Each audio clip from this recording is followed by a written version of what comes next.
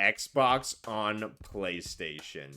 There is a lot going around right now. We are a week away from what looks to be an official announcement from Phil Spencer on the issue. Um, I mean, this is pretty crazy news in terms of what's going on. This Xbox announcement. We all thought, you go out and you buy ABK and you're going to dominate the gaming market with your exclusives. But now it's turned around, and it looks to me like they're making more of Sega moves and becoming a third party developer and putting their stuff on everything now. Jump in, let me know your initial thoughts. I'm going to pull up these articles here. We see Hi Fi Rush, Indiana Jones, Starfield, even job postings for Halo now wanting multi-plat work positions. Okay, deep breath, big deep breath. I think this is a terrible move.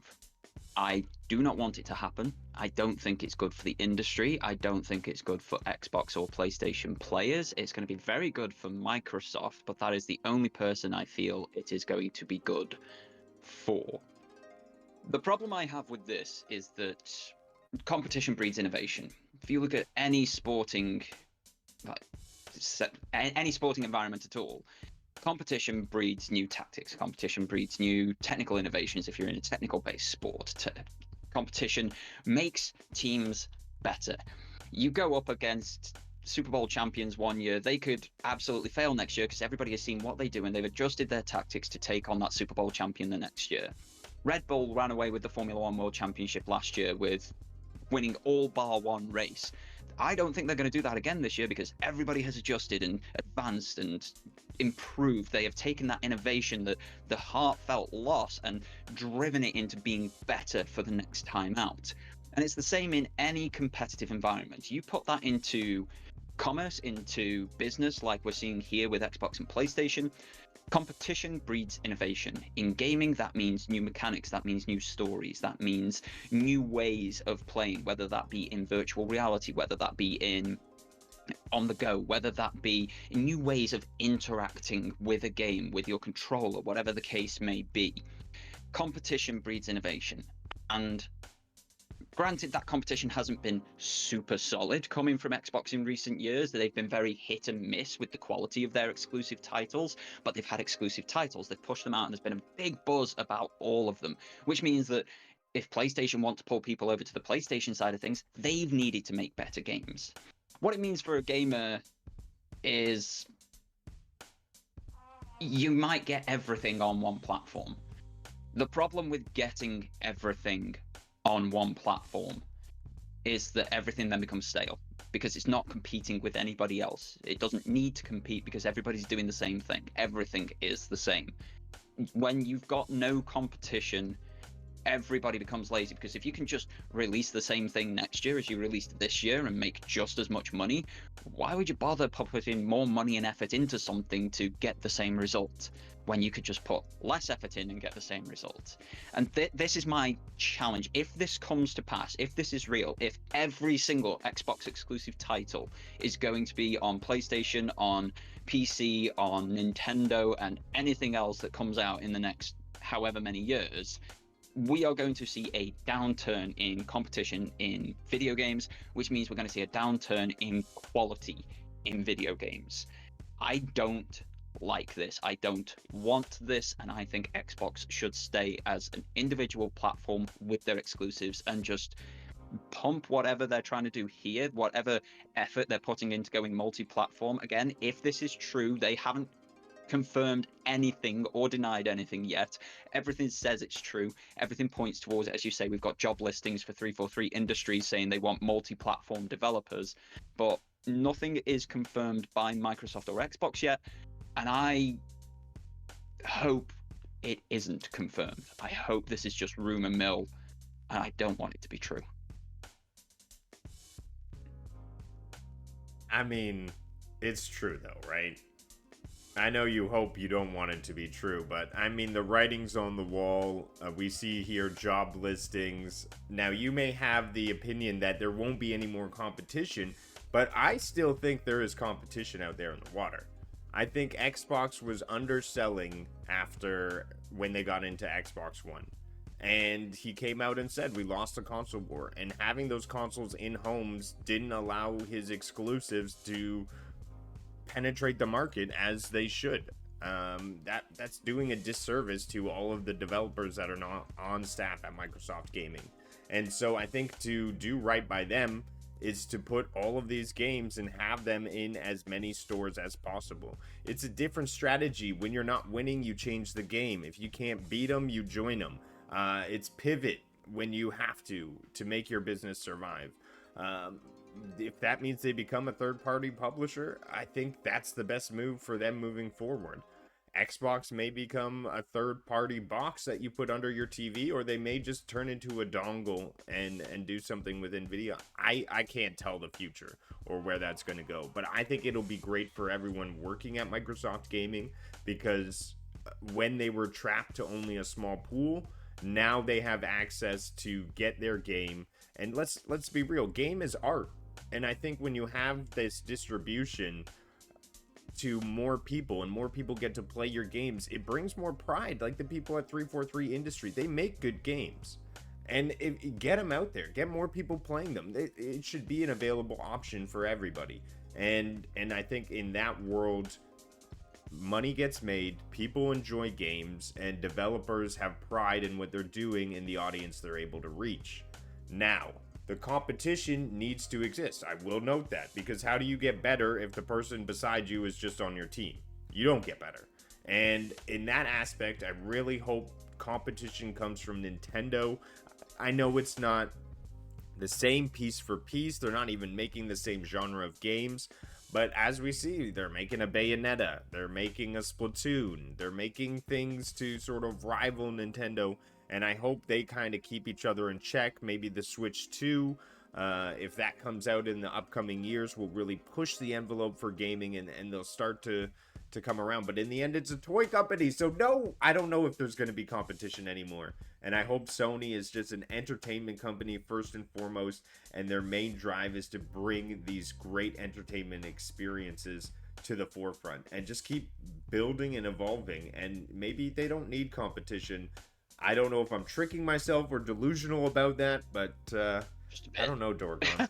Yeah, I don't know. I just look at 2023. What happened last year with PlayStation? We got exactly one game, Nothing. and that game was a sequel to 2018, and it played very similarly. It had a little bit of expansion on what came before, but that was a game that they spent 200 million on to be great. Don't get me wrong, I really enjoyed that game, but it didn't set anything alight within me. It wasn't this new seminal experience. Now imagine that for infinitum more, because it doesn't need to be. Where's the competition coming from? And what's the point of an Xbox third-party box? What's the point of an Xbox dongle to go into your television? It's exactly the same point I made about Stadia back in the day. If you've got a bit of hardware, if you've got a platform, and it's doing just the third-party stuff, it's doing the same as everybody else, but everybody else is doing that little bit more, why would you stay on the lesser platform, the one that gives you lesser options? That will kill the hardware side of Xbox. And if they do become a third-party publisher, then they've got to up their output quality. You look at what they've put out in the past 12 months. One game has been good, and that was Hi-Fi Rush all the way back in January in 2023. Post that, they've had Redfall, which was a commercial, critical, and everything flop. It was an awful title. They've had Starfield, which has been incredibly divisive. For me, it's not worth the money, time, or effort, personally. For some people, it's the greatest thing that's ever been made. They had Forza Motorsport, which is still a buggy, horrible mess and doesn't properly work or even act like a Forza Motorsport. It's more of an arcade racer than a sim racer, which is not what the sim racing community of Forza wanted. And that was their exclusives in 2023. That's not breeding competition against people who just put out a sequel that does much of the same as the previous one and outsold all of those basically fivefold. Like, where's the competition coming from at that point? Nintendo? Hopefully. I mean, I think what we'll see is we'll just see them pushing forward with great entertainment products. They'll still be wanting to capitalize on the market. And I just hope they don't, shift too much to mobile, because we know PlayStation's going towards mobile. But I also think that today's games are a symptom of this work at home, the COVID experience that we all went through. People were working from home. They didn't know if they were going to survive the next year or what was happening. So they weren't heavy focused. At home is not a great place to sit down, work, and focus and push out an amazing game and a collaborative experience. I think we're still suffering from a lot of that outcome that hits games today. And I think that we're going to start to see maybe a better generation of game, because people are starting to return to the office, they're starting to meet together, collaborate, work as a group. They're able to check each other's stuff, and more work gets done in the hours that are charged. And that's what I think the difference between the last 5 years of game production and the next 5 years of game production will have. I disagree wholeheartedly. I don't think it's got anything to do with COVID at all. You look at the games that we're receiving. Let's look at Suicide Squad, Kill the Justice League. It came out last week. It has been in development for 10 years. Are you telling me COVID's responsible for that monstrosity? Or is that corporate overlords wanting tick box exercises that tick every box that some focus group says is the important thing? But then you look across the way at Palworld, which just did its own thing, did something unique and different with an already established formula, and it sold great guns. It had such a cultural moment and is still having that cultural moment. Good games sell. Doesn't matter where they are, trust me, it doesn't. And that's why I want different platforms with good games, because if you can only play XYZ good game over here, but ABC good game over here, that's going to make you want to choose between them, or even go for both.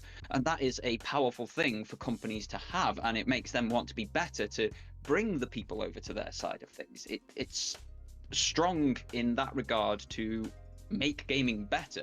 The reason gaming hasn't been good in the past 5 to 10 years, or we've had so many of these flops, so many of these disasters, is because you've got people just wanting these tick box exercises that are going to sell the most and make the most money, or that you can sell cheat codes in, like, here, have an XP boost for a single player game that costs you 15 quid extra.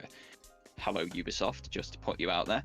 Or, oh, you want a new skin? Here it is costing you £20 to look different in a game, when it used to be something you unlocked by playing it. These are the issues that we are facing. It is the people at the top just thinking in terms of money, not in terms of making good games. I don't think it's got anything to do with remote working. I work remotely, and I have a great collaborative space with the people that I work with.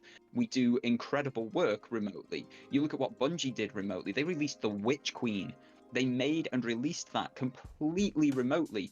They still don't want to return to the office because their quality of life is better working remotely, and they're still incredibly collaborative. I don't think it's as simple as blaming it on a pandemic that lasted for 18 months for most of the year, for most of the world, because they actually have healthcare. I think there's a lot more involved in this, and I think a lot of it is people like Phil Spencer absolutely failing at their jobs. He's been in charge of Microsoft since the Xbox One was announced. They outed Dean Matic, or whatever his name was, I forgot, because he launched a VCR rather than a gaming console, brought in Phil Spencer to save the catastrophe that was that, and he's not moved the needle. In 10 years, he has not moved the needle for Xbox. That's not a developer problem. That's not a consumer problem. That is an Xbox problem. They have not made the software that would pull people over. The PlayStation 3 launch was catastrophic. It was awful. It was 2 times the price of the Xbox 360 with less games and a god-awful looking controller. And they managed to turn that round by putting out the best software possible. It's something that isn't happening with the Xbox exclusives. And them just putting these elsewhere, it's a betrayal and a stabbing back to anybody who's bought into the Xbox ecosystem this generation, because suddenly they're getting less content than everybody else at the same price. Are Microsoft going to refund all the people who bought an Xbox if they put all of the exclusives on other consoles? That's not happening, no. I don't think so. Of course it's not. No. Of course it's not. But they have been betrayed. They've been stabbed in the back, and their money has gone. But they're now in a position where they've got exponentially less options than anybody else playing, whether you're on PC, PlayStation, or Nintendo. It doesn't matter. Like, the Xbox they've undermined every bit of good faith that was left with them. And they built it quite well with Game Pass. Game Pass had been their get out of jail free card. It was what saved them from that Xbox One catastrophe. Because suddenly you could pay a monthly subscription and get access to hundreds of games. Don't get me wrong, it's a scam on the end of things, because most people play one game at a time, and most of those games you're playing for longer than it would cost to actually just buy it outright. But it brought them huge good favor, and they've just gone and undermined that by not talking about it for another week. You've got everybody like us coming out speculating about it. And yes, for PlayStation players who've never got to play these games, it's going to be great to be able to play them. Do not get me wrong, I think playing Halo on this controller is going to be an exponentially better experience. I will grind through that entire series once more. I think for games like Sea of Thieves, which are a live service title and good fun, it's going to be great because it'll be a population explosion for that game. Currently, it being locked on Xbox and PC means there aren't that many people playing.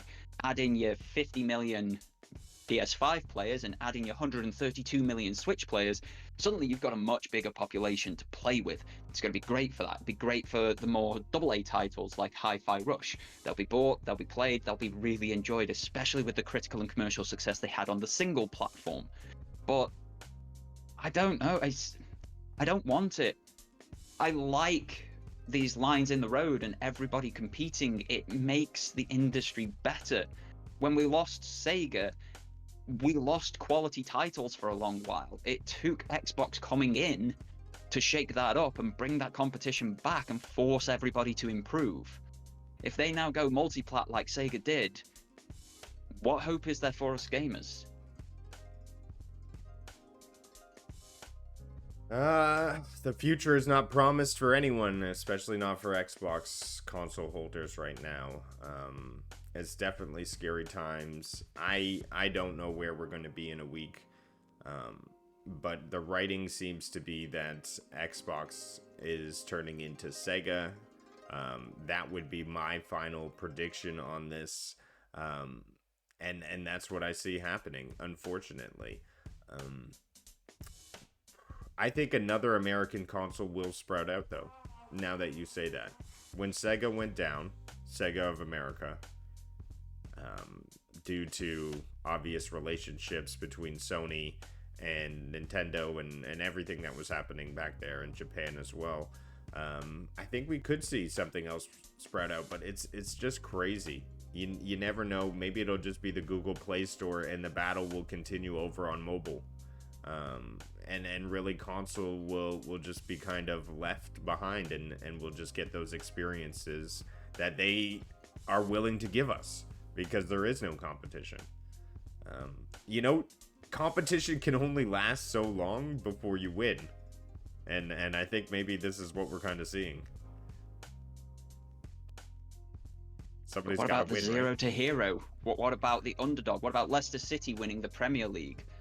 What about Stoke City winning the League Cup? What about these amazing sports stories where the underdog takes it, where the underdog from nowhere wins everything? Damon Hill nearly winning at the Hungarian Grand Prix in 1997. He was driving a car that should have been at the back of the field. How the hell was he leading the race? Like, these are the moments that sport and competition brings. These are the moments that competition such as this, industry competition, should bring.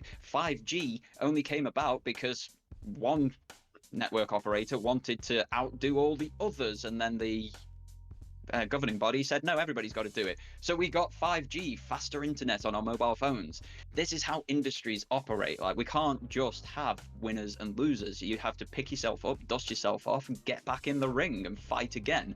The Rocky movies would be really boring if Rocky gave up after going down first time.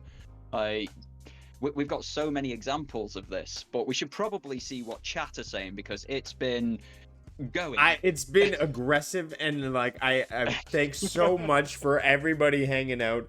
That's a good idea. Why don't we go through chat? I think you've heard a lot about our voices on this. Thanks, Dorgon. Let me just scroll up here and see what we got. Purple We see there will be companies, there will be competition. Microsoft going to get more money from PS and Nintendo to fund Game Pass and AAA titles.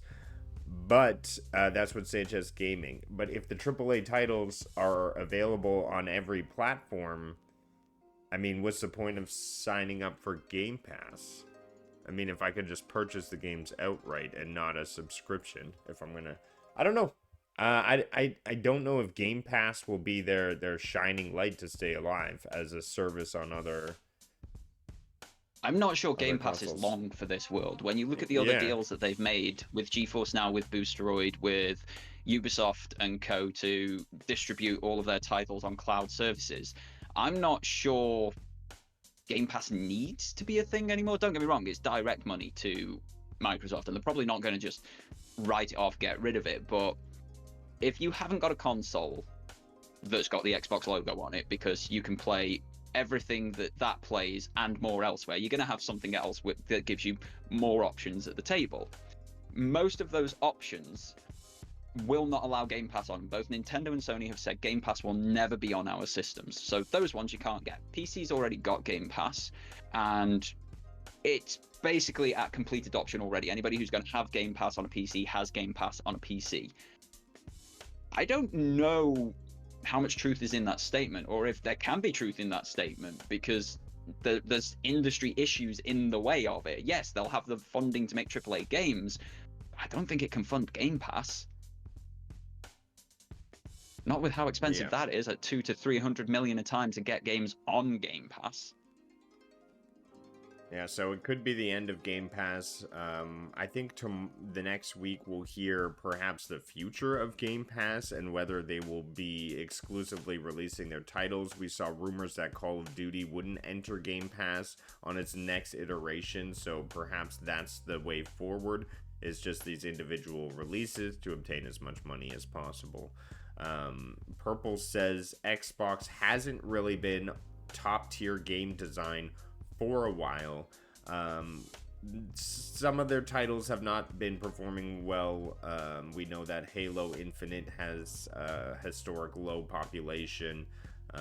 Grounded did very well, though, I thought, for itself. So they do have some titles that come out well, but I mean, it's hard. I mean, Minecraft is obviously one that comes to mind that just is obviously dominating the market and that genre of creation But games. it's not one Microsoft created. That was something No. Mahjong made, and then Microsoft bought them out, and then just funded further advancement and expansion of it.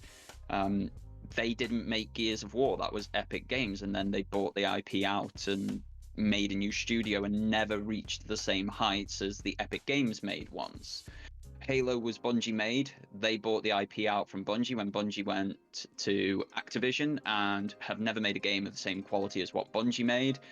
I think the only one that has maintained quality until this latest release has been the Forza series, because that's always been Playground Games, which has always been an in-house Microsoft studio. A lot of the other stuff, they've either bought the studios up, brought them in, and mismanaged them, as we've seen with the likes of Redfall. Like, they just didn't even bother looking at it, just release it, and it wasn't even started, let alone finished in terms of development. And as Purple says, it's not been top tier for a long while. It's why the Xbox One wasn't able to compete with the PlayStation 4. If they'd made the great software, the competition would have changed. They'd have been more neck and neck, but they didn't make the software to pull people over. So yeah, I see what she's saying there. Yep. Maker says, in my opinion, Microsoft has great exclusives that people have potentially missed out on. Let me know. I know Ori was definitely a colorful game that people have got to experience now on Switch. I know that's been a highlight of their gaming. Halo Infinite, I mean, we all know it would have done better if it was multi-plat. The first-person shooters... It would have done better if it had a better story. Like, if they delivered on what they promised. And this was the issue. Many Halo players, they don't just play it for the multiplayer. The multiplayer is great, by the way, now. If you go and play Halo Infinite multiplayer, it's fantastic. Highly recommend. But it took them 2 years to get to that point after it was launched. It was bare bones and barren when it launched. Like, and that was with a year's additional delay. So, like... Yeah. Sanchez Same says, situation. I'm fine with Xbox games coming to PlayStation, but they saying it'll be timed, not day one release on PlayStation. That may be a way to go about it. That would absolutely allow them to maintain some sort of exclusivity, some sort of competition, and still double dip. Allow their developers to make money still and maintain a great pool of gamers. I think honestly that's the best way to move forward, and that's what I kind of hope for. I'm sure Dorgon is probably hoping for that as well. They maintain exclusivity, but we're gonna see a 6-month release window therefore after on first party games. I'd like to see it longer. 12 months, 2 years. A I'd year? like to see it longer. I want 1 to year. see that competition. Come on. Longer. 1 year. Give it longer. It doesn't need to come in a year. Like, you've got to have that exclusive reason to be on that platform. That's got to be a better platform to be on. And yes, they can have a cloud platform, but that's only available in 24 countries. There's 195 countries in the world. So they do still need that hardware. You've got to give people a reason to have that hardware. So if that's the way they're going, it's going to be a timed exclusivity deal, which, okay, I'm more on board with that one. Got to give it 2 years. I do agree with Sanchez. I think selling your Xbox is a bit premature. Wait to hear the news. Although people may be wanting to get as high value for it as possible, thinking that the value for sell the it Xbox now before may it tanks drop. in value next week. Sega didn't spend $69 billion on the studio. No, they did not. And if they did back in the early or late 90s, they probably wouldn't have been doing so well. Phoenix brings up a good point, backing me up. Yeah. Brawn GP, yeah, a team that had no engine, no sponsors, was bought out for £1. £1, a Formula One team. Like, the wing that goes on the car costs $3 million more than that. And they won the World Championship. The only team in history to have a 100% win record of drivers and World Championships. Like, brilliant. Yeah, she's 100%. Pick yourself up, get back in the ring. They're now the Mercedes F1 team, one of the most formidable there's ever been. Thanks for backing me up there, Miss Phoenix. I appreciate that one. Ninja backs you up too. He says, I'm going to steal Dorgon's speech and become famous. So... Don't worry, I'm cutting it out of this afterwards, editing some stuff over, and yeah, it's going out on my channel too. We have some more comments. I would pay for Dorgon Reforge Gaming debate. Maker of Chaos says a Flight Sim, Forza, Psychonauts are all phenomenal games. Flight Sim is a good shout for sure. It runs terribly on console, though, my understanding is. It's a PC game, first and foremost, though. Yeah, you want a PC for Flight Sim, and you want all the sticks and stones and you all the stuff. Levers. Yeah. You want Mr. Mobile's setup. He's got everything. Like, he flies an X-Wing and what have you. That's what you want. He also brings up Gears 5. Gears 5 is a good show. I've been playing it. It's not bad. It's fun. It's not a patch on the original trilogy. Yeah.